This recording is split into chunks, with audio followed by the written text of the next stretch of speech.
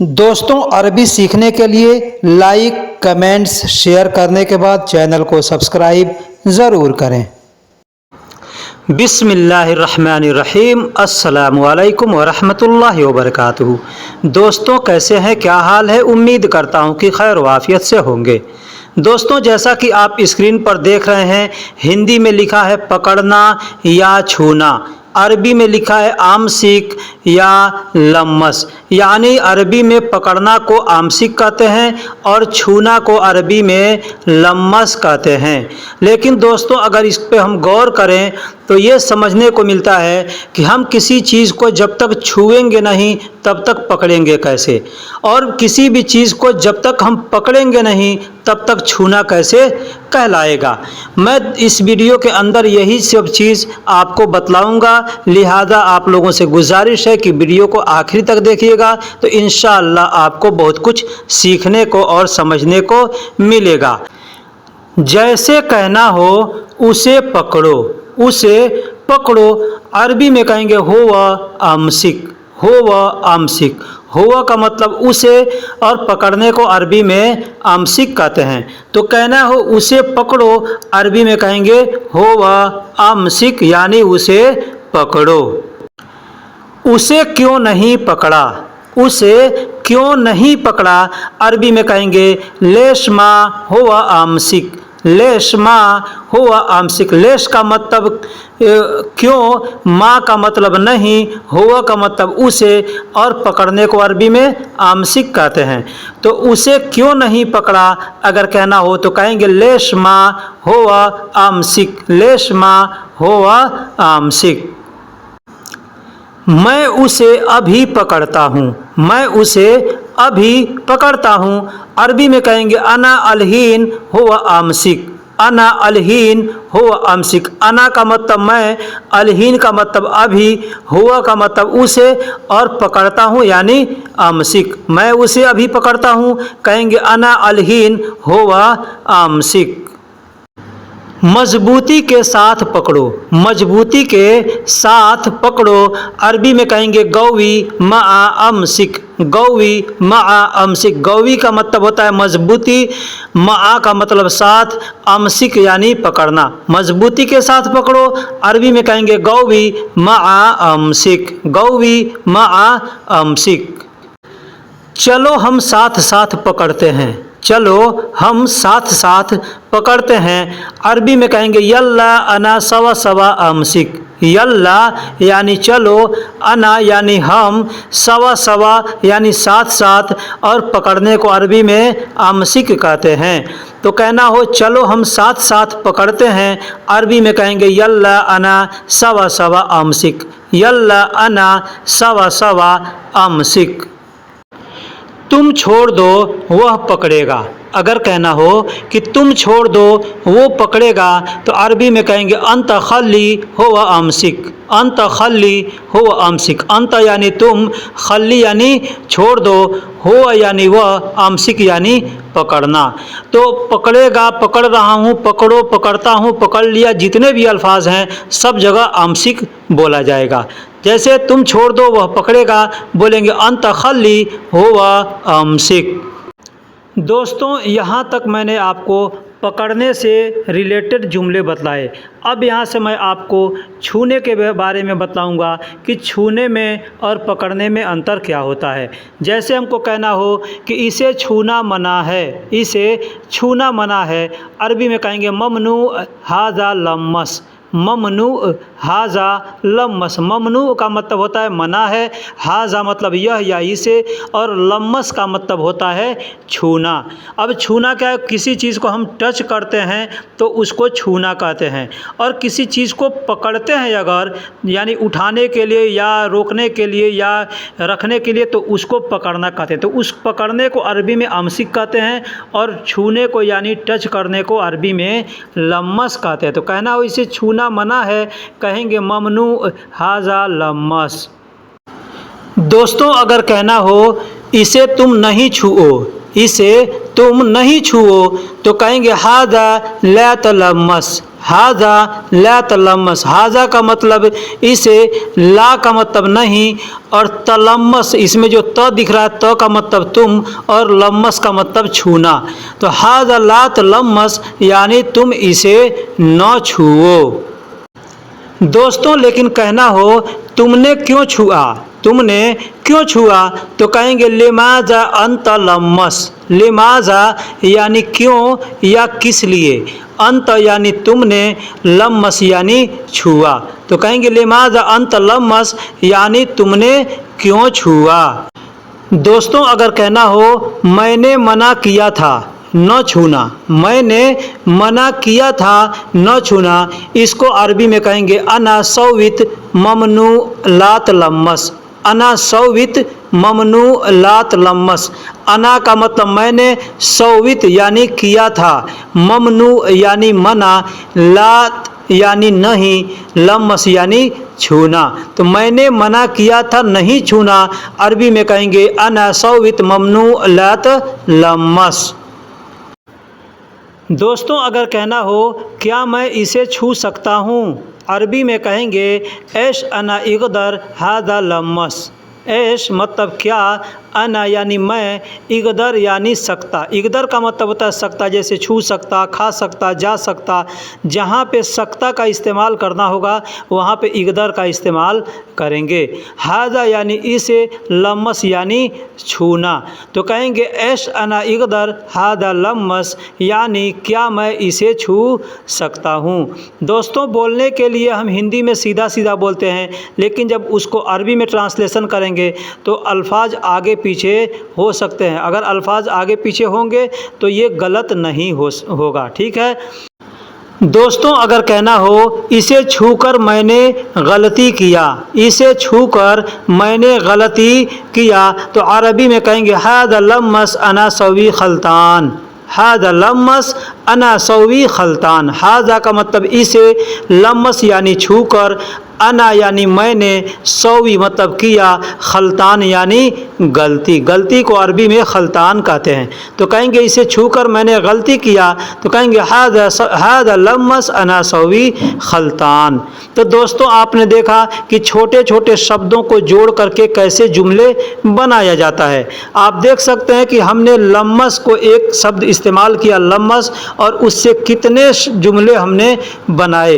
तो दोस्तों कोई भी जुमला बनाने के लिए या किसी के बातों को समझने के लिए, किसी से बातें करने के लिए हमको सबसे जो अहम ज़रूरी चीज़ होता है वो होता है छोटे छोटे शब्दों को सीखना। यानी हम छोटे छोटे शब्दों को सीखे रहेंगे तो हम किसी के साथ आसानी से बातें कर सकते हैं। चलिए अगला सेंटेंस लेते हैं। हिंदी या उर्दू में हम अक्सर दो शब्द इस्तेमाल करते हैं, एक लाओ दूसरा दो, यानी किसी से हम कुछ मांगते हैं, कुछ लेते हैं तो वहाँ पे दो शब्द इस्तेमाल करते हैं, एक लाओ दूसरा दो। तो लाओ को अरबी में जिब कहते हैं और दो को अरबी में आती कहते हैं, आती यानी दो, देना। दोस्तों एक तो दो होता है, एक दो तीन काउंटिंग का दो होता है, तो ये काउंटिंग का दो नहीं है, ये लेने के लिए देने के लिए ये शब्द इस्तेमाल किया जाता है हिंदी या उर्दू में। दो अरबी में उसको कहते हैं आती। अब इन शब्दों को जोड़ करके, इन शब्दों से रिलेटेड मैं आपको कुछ जुमले बना करके बतलाता हूँ। जैसे कहना हो जाओ पैसे लाओ, जाओ पैसे लाओ, तो यहाँ पे कहेंगे जिब फुलूस, जिब का मतलब लाओ और फुलूस का मतलब पैसे। रोह जिब फुलूस, रोह का मतलब होता है जाओ और जिब का मतलब होता है लाओ, फुलूस का मतलब पैसे। तो कहना हो जाओ पैसे लाओ तो कहेंगे रोह जिब फुलूस, रोह जिब फुलूस यानी जाओ पैसे लाओ। लेकिन यहीं पे अगर सामने भी कोई आदमी है, कहना है कि लाओ तो कहेंगे जिब, जिब यानी कोई भी चीज़ लाने के लिए पैसे, कपड़े, खाने, जो भी चीज़ें कहना होगा कि लाओ तो कहेंगे जिब यानी लाओ। दोस्तों अगर कहना हो मैं दवा लेने जा रहा हूँ, मैं दवा लेने जा रहा हूँ, अरबी में कहेंगे अना रो जिब दवा, अनारोह जिब दवा। अना का मतलब मैं, रोह का मतलब जा रहा हूँ, जिब का मतलब लाने या लेने, दवा का अरबी में दवा ही बोलते हैं। तो दोस्तों लाता हूँ, लाऊंगा, ला रहा हूँ, लाओगे, लाए हो, लाए, लाया, ये जितने अल्फाज हैं सब जगह पे जिब का इस्तेमाल किया जाता है। जैसे मैं दवा लेने जा रहा हूँ या मैं दवा लाने जा रहा हूँ, अरबी में कहेंगे अनारोह जिब दवा, अनारोह जिब दवा।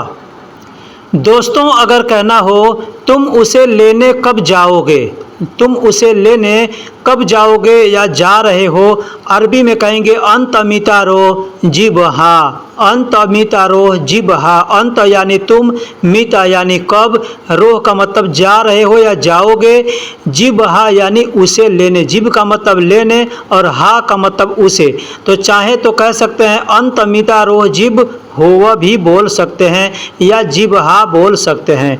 दोस्तों यहाँ पे एक चीज़ बता दूँ कि दो तरीके के लेना होता है। एक तो जैसे मैं सब्जी लेने जा रहा हूँ, मैं उसे लेने जा रहा हूँ या लाने जा रहा हूँ। अब सब्जी लेने जा रहा हूँ या सब्जी लाने जा रहा हूँ, बात सेम सेम है, ठीक है। उसी तरीके से मैं उसे लेने जा रहा हूँ या मैं उसे लाने जा रहा हूँ, बात सेम सेम है। दूसरा होता है लेना, जैसे कोई सामान हमको कोई दे रहा है तो हम कहेंगे, तो कहेगा आदमी ले लो, तो एक वो लेना होता है, तो उसको अरबी में अलग अल्फाज बोला जाता है। मैं आपको आगे इसी वीडियो में बतलाऊंगा, लिहाजा आपसे गुजारिश है कि वीडियो को आखिरी तक देखिएगा। तो तुम उसे लेने कब जाओगे या कब जा रहे, यहाँ दोस्तों रोह का मतलब होता है जा रहा हूँ, जाऊँगा, जाता हूँ, जाओगे, ये जितने अल्फाज आएंगे सब जगह पे ऐसे इस्तेमाल किया जाता है। तो तुम उसे लेने कब जाओगे, अरबी में कहेंगे अंत मितारो जिब हा या अंत मितारो जिब हुआ। तो दोस्तों यहाँ तक आपने सीखा कि लाओ को या लाने को, जैसे लाता हूँ, लाऊंगा को अरबी में कैसे बोलेंगे। अब यहाँ आप सीखेंगे कि दो को अरबी में कैसे बोलेंगे। जैसे कहना हो कि मेरे पैसे दो, मेरे पैसे दो, अरबी में कहेंगे आतिनी फुलूस, आतिनी फुलूस। आतिनी का मतलब होता है मुझे दो या मेरे दो, फुलूस का मतलब होता है पैसा। तो मेरे पैसे दो या मुझे पैसे दो या मुझे पैसा दो कहना हो तो कहेंगे आतिनी फुलूस, आतिनी फुलूस। दोस्तों अगर कहना हो क्या तुमने उसको पैसे दिया या क्या तुमने उसको पैसे दिए, तो अरबी में कहेंगे हल अंत याती हुआ फुलूस, हल अंत याती हुआ फुलूस। हल का मतलब होता है क्या, अंत का मतलब होता है तुमने, याती यानी उसको दिया, याती हुआ किसी सामने वाले को देने के लिए जब बोलेंगे तो उसमें याती बोलते हैं, ठीक है। याती यानी उसको, हुआ का मतलब होता है उस, ठीक है। तो जब सामने वाले को यानी किसी और को देने के लिए बोलेंगे तो वहाँ पे याती बोलेंगे। तो याती हुआ यानी उसको दिया, फुलूस यानी पैसे। तो अगर कहना हो क्या तुमने उसको पैसे दिया या क्या तुमने उसको पैसे दिए, तो अरबी में कहेंगे हल अंत याती हुआ फुलूस। दोस्तों क्या के लिए एश का इस्तेमाल किया जाता है, माजा का इस्तेमाल किया जाता है और हल का भी इस्तेमाल किया जाता है। तो अगर कहना हो कि क्या तुमने उसको पैसे दिया, तो यहाँ पे भी चाहेंगे तो एश भी बोल सकते हैं या माजा भी बोल सकते हैं या हल भी बोल सकते हैं। दोस्तों अगर कहना हो मैं देने गया था उसने नहीं लिया, मैं देने गया था उसने नहीं लिया, अरबी में कहेंगे अनारोहत हुआ माफी शील, अनारोहत। अना का मतलब मैं, रोहत का मतलब होता है देने गया, गया था। रोह का मतलब गया और आखिरी में जो त दिख रहा है उस त का मतलब होता है था, थे, थी। तो मैं गया था कहना हो कहेंगे अना रोहत यानी मैं गया था।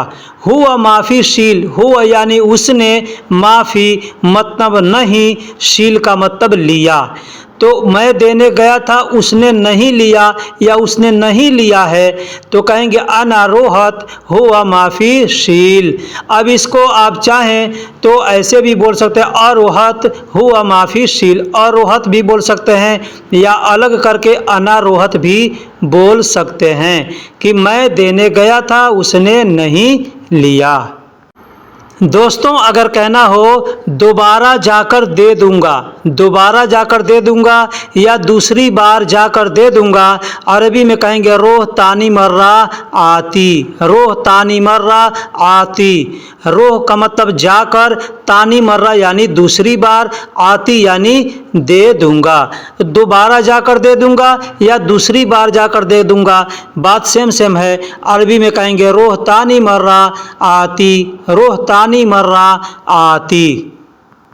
दोस्तों अगर कहना हो तुम्हारा सैलरी वो कब देगा, तुम्हारा सैलरी वो कब देगा, तो इसको अरबी में बोलेंगे अंत रातिब हुआ मीता याती, अंत रातिब हुआ मीता याती। अंत यानी तुम्हारा, रातिब यानी सैलरी को अरबी में रातिब कहते हैं, वह को अरबी में हुआ कहते हैं, और कब को अरबी में मीता कहते हैं, और वह देगा। तो अगर सामने वाले से मतलब हमको कहना है किसी से कि वो कब देगा, तो दूसरे किसी के बारे में बताना है तो कहेंगे या आती, या आती यानी वो देगा।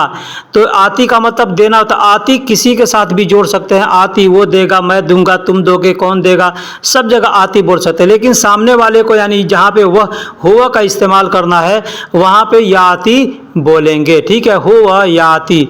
जैसे तुम्हारा सैलरी वो कब देगा, हम किसी दूसरे से पूछ रहे हैं दूसरे के बारे में, ठीक है, तो वहाँ पे कहेंगे अंत रातिब हुआ मीता याती, यानी तुम्हारा सैलरी वो कब देगा। दोस्तों अब सीखेंगे जैसे हम लोग कहते हैं मिलना, यानी मिलो, मिलेगा, मिलता हूँ, मिल गया, वगैरह वगैरह, ऐसे हम लोग बहुत से जुमले बोलते हैं।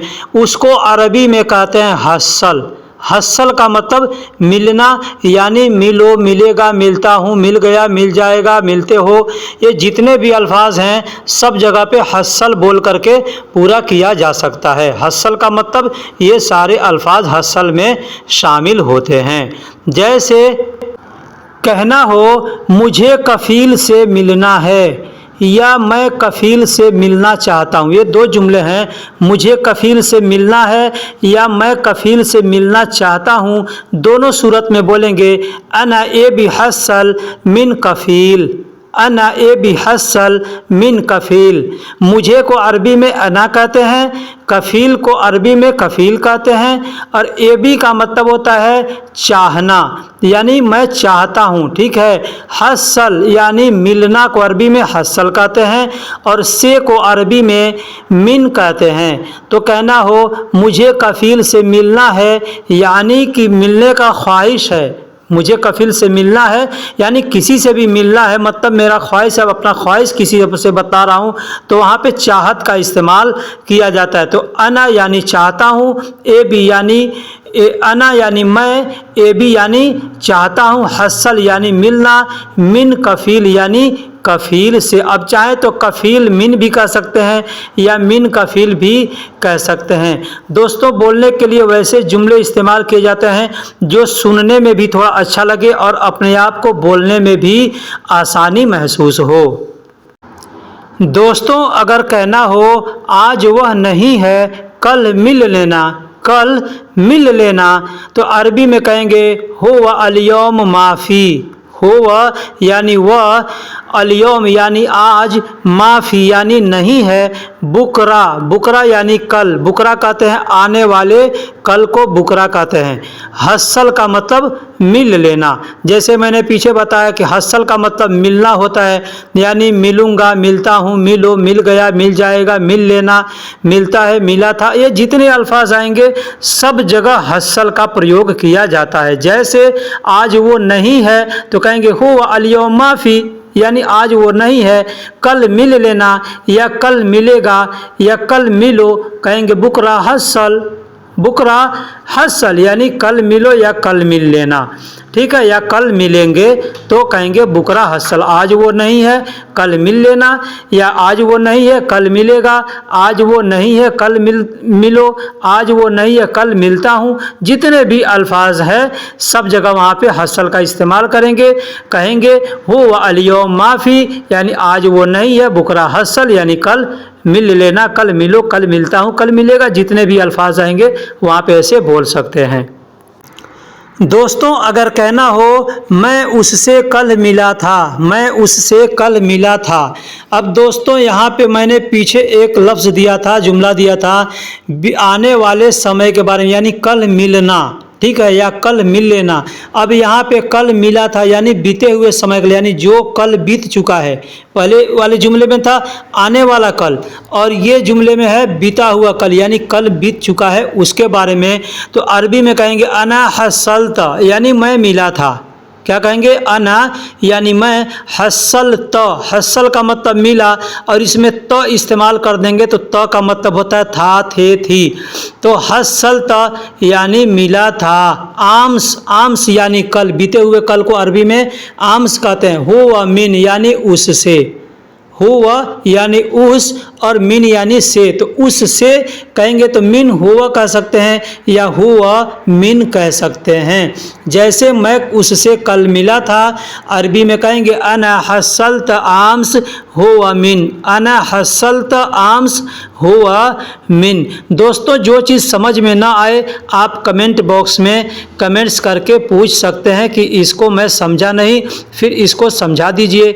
अगर अच्छे छोटा समझाने वाला कोई छोटा तरीका होगा तो मैं लिख के समझा दूंगा, नहीं तो अगले वीडियो में मैं फिर से उसके बारे में याद दिला करके बना दूंगा, बता दूंगा कि इसके बारे में ये होता है, ऐसे होता है। दोस्तों अगर इस तरह से कहना हो कि आज मेरी सैलरी मिल जाएगी, मिल जाएगी। दोस्तों एक तो होता है मिल गया पहले, एक होता है मिलेगा या मिल जाएगा, ये दो अल्फाज होते। तो मिलेगा और मिल जाएगा जब बोलेंगे ना, तो वहाँ पे हम किस लफ्ज़ का प्रयोग करेंगे ये मैं आपको यहाँ बताऊँगा। जैसे कहना हो कि आज मेरी सैलरी मिल जाएगी, तो अरबी में कहेंगे अल-यौम अना रातिब हसल, हसल के बाद बोलेंगे इंशाअल्लाह। इंशाअल्लाह जब हम बोलेंगे मतलब कि मिला नहीं है, मिल जाएगा। जैसे अगर हम कह देंगे अल-यौम अना रातिब हसल, अल-यौम अना रातिब हसल, तो सामने वाला समझ सकता है मिल गया है, ठीक है। लेकिन अगर वो भी अगर अरबी जानता है अच्छे से तो वहाँ पे कहेगा हसलत, हसलत यानी मिल गया, यानी वो समय बीत चुका है, यानी बीते हुए समय के लिए तो का इस्तेमाल किया जाता है, ठीक है। मैंने पीछे आपको बता दिया। तो कहेंगे अल-यौम अना रातिब हसल इंशाअल्लाह, मतलब आज मेरी सैलरी मिल जाएगी। तो दोस्तों अब तक हमने सीखा मिलना के बारे में कि मिलने को कैसे अरबी में बोलेंगे। अब यहाँ आप सीखेंगे कि लेना या उठाना को अरबी में कैसे बोलते हैं। तो दोस्तों लेना या उठाना को अरबी में शील कहते हैं, शील। आपने पीछे सीखा है, पीछे मैंने आपको बताया कि एक होता है लाना, लाओ। तो लाना या लाओ को अरबी में जिब कहते हैं, लेकिन वहीं पे अगर हम मात्रा बदल देते हैं लेना कहते हैं, तो लेना या उठाना, तो इसको अरबी में बोलेंगे शील। शील का मतलब होता है लेना या उठाना, ले लो, उठा लो, लेता हूँ, लूँगा, ठीक है। ये जितने अल्फाज आएंगे, या उठाऊँगा, उठाता हूँ, उठा लो, सब जगह पे शील का प्रयोग किया जाता है। अब कैसे इसको प्रयोग करेंगे, कैसे इसका मतलब होगा, कैसे कैसे जुमले बनाएंगे, मैं आगे आपको बतलाता हूँ। जैसे कहेंगे तुम इसे उठा लो, तुम इसे उठा लो या तुम इसे ले लो, ये दोनों जुमले हम बोलेंगे कि तुम उसे ले लो या तुम उसे उठा लो, ये दोनों सेम सेम है। यानी जब तक उठाएंगे नहीं तब तक लेंगे कैसे, और जब तक लेंगे नहीं तब तक उठाएंगे कैसे। इसलिए बोलेंगे अंतशील हादा, अंतशील हादा। दोस्तों बहुत से लोग हाजा बोलते हैं, बहुत से लोग हादा बोलते हैं, ठीक है। तो तुम इसे उठा लो या तुम इसे ले लो, अरबी में कहेंगे दोनों सूरत में एक ही जुमला बोलेंगे अंतशील हादा। अंत यानी तुम, शील मतलब ले लो या उठा लो, हादा मतलब इसे या इसको या यह।